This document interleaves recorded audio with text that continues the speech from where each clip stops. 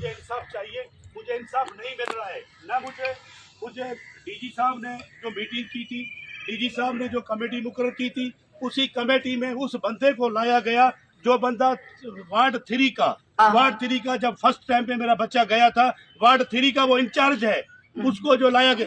Madam उसी time पे मेरे बच्चे की जो है डेंगू नहीं था, इन्फेक्शन था, लेकिन इन्फेक्शन में रिटर्न किया गया मेरे बच्चे को। फिर मैं 19 तारीख को आया हूँ, 19 तारीख से लेकर मैं 20 तारीख तक मेरा बच्चा तड़पता रहा, किसी ने भी हाथ नहीं लगाया उसको, लॉर्डशिप किसी ने भी उसको हाथ नहीं लगाया। और उसके बावजूद डीजी साहब ने बड़ा अच्छा हमें मोबिलाइज किया, लेकिन आज तक उस कमेटी की कोई रिपोर्ट नहीं आई। आमिर अभी डीजी साहब भी बैठे हुए, किधर गए DG? Take firm action against.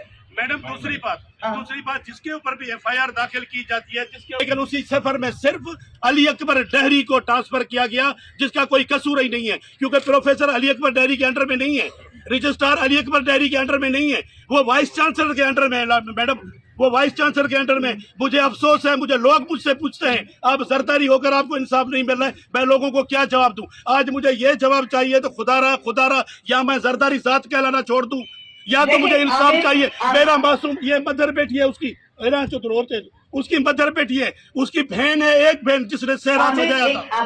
Madam एक बार मेरी सुन, आपने बात कर ली, मैं सुन